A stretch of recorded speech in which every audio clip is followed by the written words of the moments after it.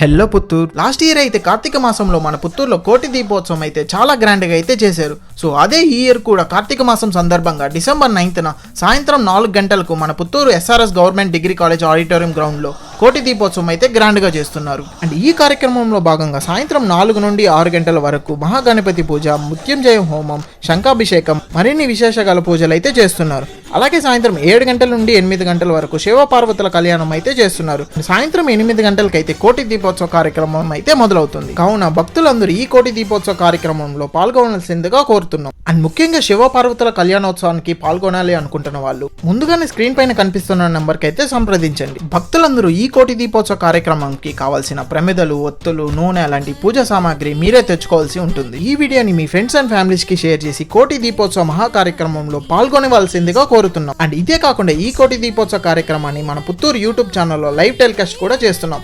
ఈ ప్రోగ్రామ్ ని